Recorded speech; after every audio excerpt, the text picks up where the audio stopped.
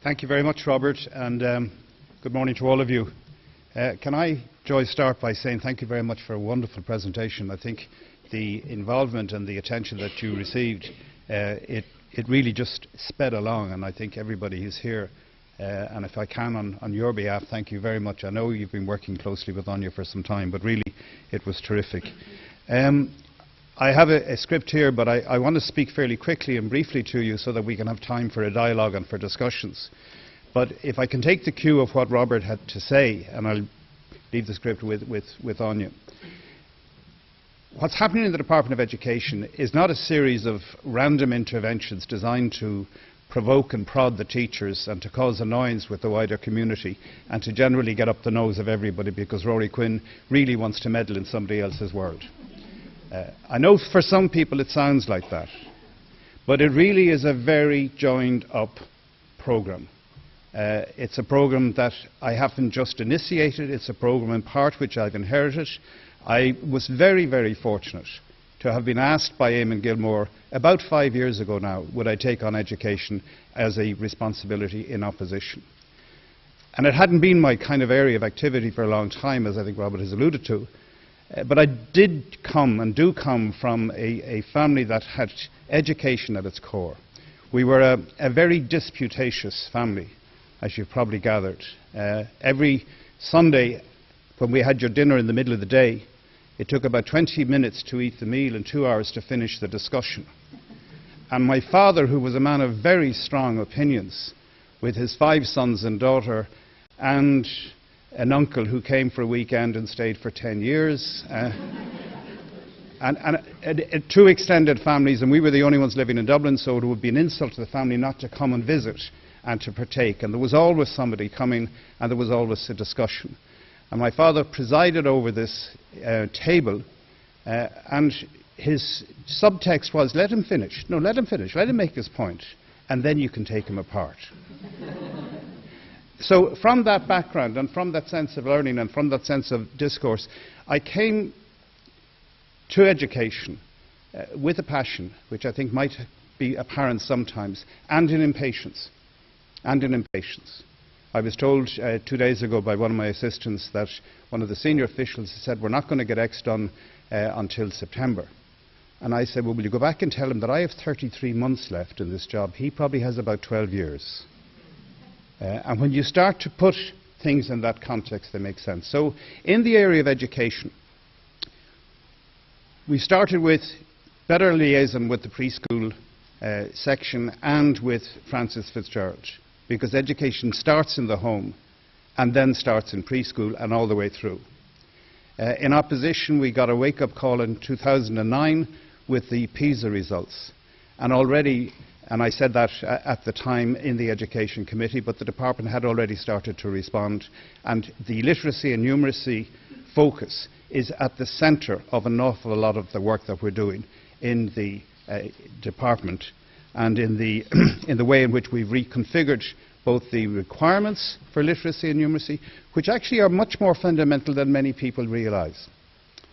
First of all, we found an awful lot of money by getting savings elsewhere to actually put into the literacy and numeracy strategy. It's much more structured, it's much more focused, and it's been measured and tested, because what isn't measured and tested doesn't necessarily get done. We've also transformed the training, education of teachers. It used to be a 2-year teacher training college for primary school teachers. It's now, starting from last September, a 4-year course, a 4-year degree in education. And our students who apply to become primary school teachers come from the top 15% of Leaving Certificate results. It's a statistic that most of my colleagues in the Council of Education Ministers in the European Union would simply die for. We are very fortunate in the quality of the people who apply to become primary school teachers, overwhelmingly female, but not exclusively, and there's a lot of mature students in their 20s who transfer to primary school education. But we have focused that extra year on better pedagogical skills. How do people learn? And how do you actually learn to teach rather than just pronounce? Very complicated, a lot of work, a lot of research been done, a lot of it here in Ireland, and we've reconfigured, in fact, we had 19 centres of education provision. 19 third-level centres of education provision. They are now being concentrated into 6 clusters, and a lot of that information is available for you. So in the primary school space, focus on preschool, looking at that. Francis Fitzgerald and myself will be talking about, in the first instance, improving the quality of childminders following the controversy that we've recently seen, and starting a debate, which I will repeat again because I got some slagging about it elsewhere. We give out child benefit. It's not called a child payment or a child maintenance. It's child benefit. Now, what is in the benefit of children? What's the greatest benefit? And it's a lot of money. And I think we should have a debate. In these very straitened times, yes, of course, it's an essential income support for the vast majority of families. That's an undoubted fact. But we should have a debate about how best to utilise that money. And we should have quality child care carers and also quality educated young people. That's in the primary sector. A lot of other things could be said as well. The junior cycle reform, where most of your children are going to go, and I was just talking to my elbow partner, who is a 9-year-old and a 6-year-old, I think you said to me.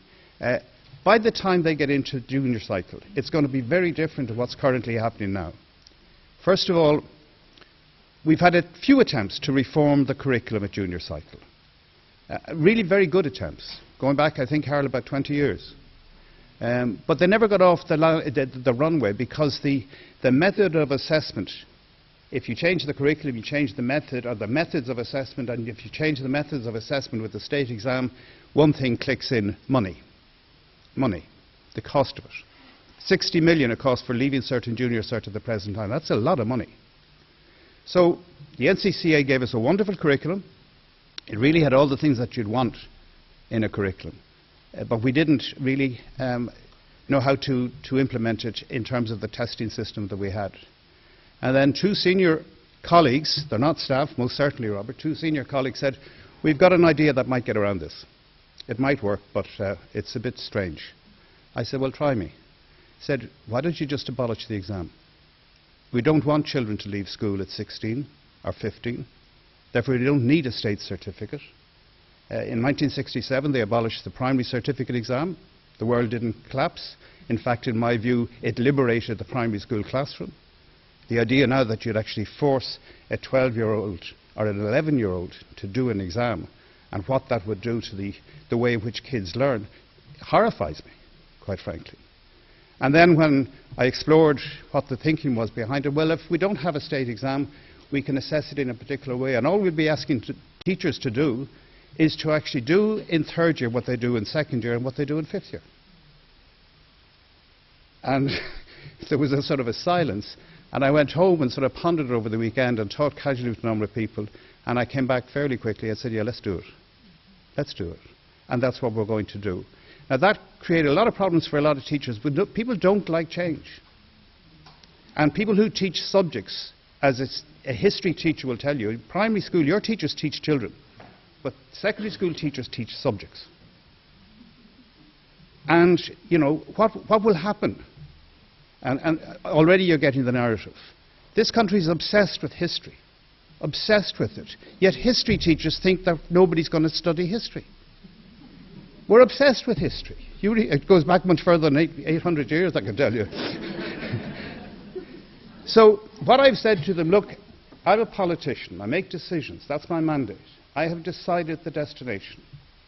No, I'm not going to consult with anybody. I've taken advice. Judges don't consult. Politicians take advice, take inputs, and then make a decision. I said, that's not for a negotiation. The destination is clear. But the way we get there, and the speed at which we travel, and how we adjust, and how we learn from the implementation mistakes which inevitably we will make. I think it's fair to say, and it's no great secret, that if we were to start the Project Maths project again, and I say we in the very collective sense, we would do a lot of things differently. And that's honest and open. You know, we make mistakes. That's how we learn.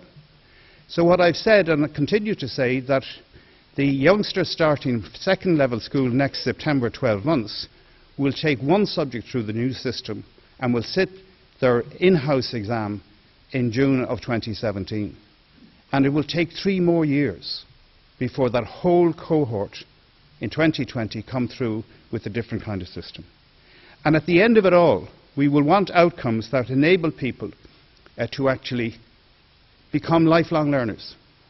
And the curriculum, and I know it's not part of the primary side, but your children won't stay forever in primary school.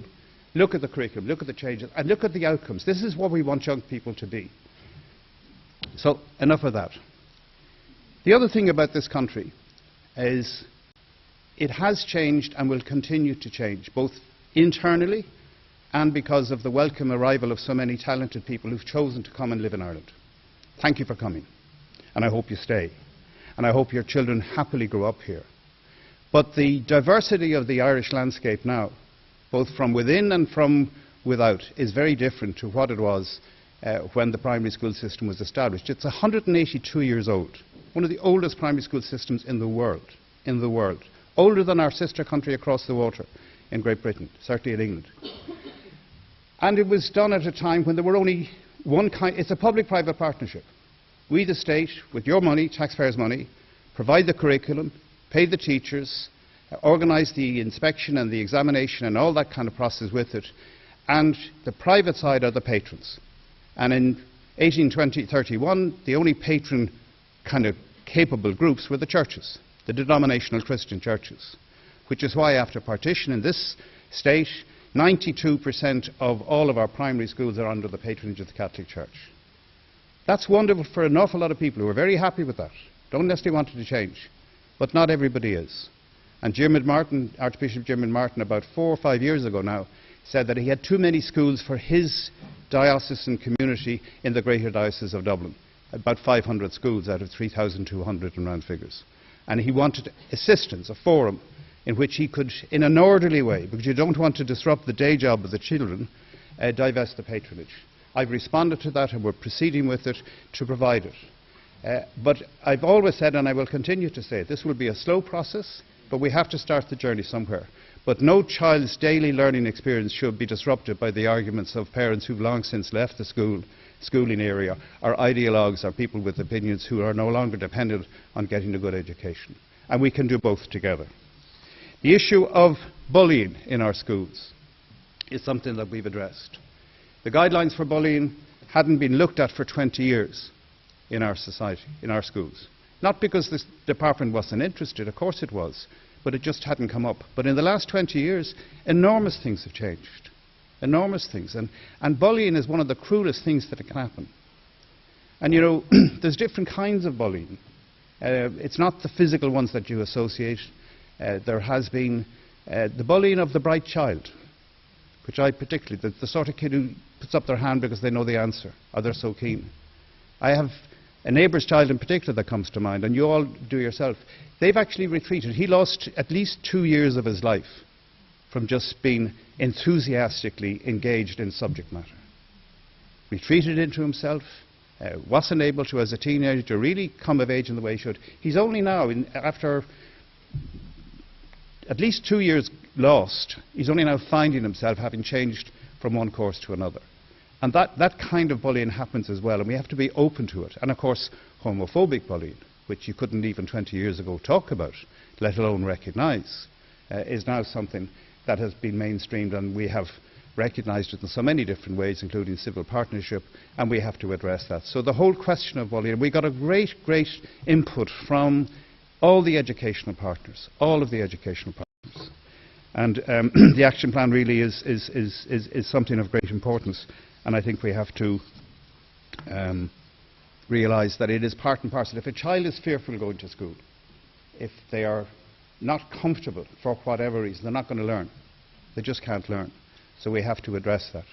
So from preschool, from literacy and numeracy, from patronage, from the really good curriculum that is in primary school, into the junior cycle, into the leaving cert, and let me tell you briefly about what that change is, and into third level.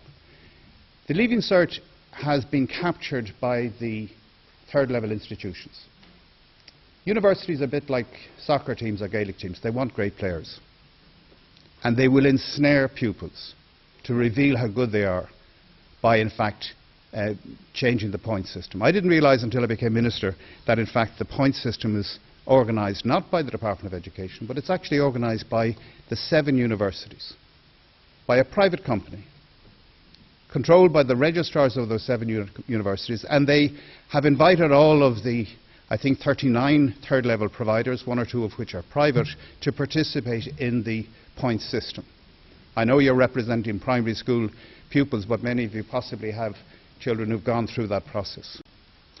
If you're interested, www.transitions.ie is a conference website that was held in September in 2011, which outlined what had happened. And there's a wonderful paper by former Professor of Education, Dr. Anya Hyland, whose name might be known to many of you, who wrote about how, in fact, these institutions had increased the number of options by 300%. So, in fact, you know, a young person, 17, 18, sitting sometime in January or February of this year, was looking at this myriad menu of possible courses. They were all designed basically to identify students and to get students with high points. What has happened is 3 problems have arisen that have been identified that we're dealing with, and they're the following. There was the unacceptable, problematic predictability of exams, where the course was deemed to be fairly good, but in fact it was open to gaming. Predictability, teachers would just teach to a particular test, or teach with the probability that this poet would come up with that poet. So we're addressing that, we're addressing the way in which it's marked, and we're trying to reduce the number of courses. So I'm going to finish at this point and prepare to take the questions. But what we're trying to do in education is really to reform it from the beginning, preschool through primary, in the literacy and numeracy, which will extend into the age of 14, right through the whole of the second level curriculum, and into a point where our third level colleges will in fact themselves work much better. But that will be for another day in terms of it. But I want to tell you, both within the department and within the Oireachtas, we can, 5 parties in the Oireachtas, find many things upon which we can fight and argue about. But fortunately, and I would like to think that I've helped to create the climate of consensus, education is not a political football, as it has become in so many European countries. If one party says we're doing this, the other party automatically says, no, we're going to change it. In both the debate on the junior cycle reforms that I've spoken about, we had a vote in the Dáil. There was no party voted against it. And the same in the Seanad. And that means that after 33 months, when I'm no longer there, there will be a legacy of consent and consensus that will ensure that the programme will, I hope, continue. And I have worked with my opposition colleagues, so much so that the legislation to merge the 33 VEC bodies, vocational education committees, into 16 new entities, engaging in an enormous amount of change, went through both the Dáil and the Seanad without a single vote. Without a single vote, because I consulted with colleagues and I said, this is what we're trying to do, what input do you want to have, and we've got it through. So consensus politically, and we're not good at it, and a lot of things in this country, but in education, which is so important, consensus is an essential component of moving forward. And consensus, as I, as Minister, have realised and realised, is listening to other people's opinions and sometimes recognising that their opinions are better informed than yours and running with the best opinion. Thank you very much indeed.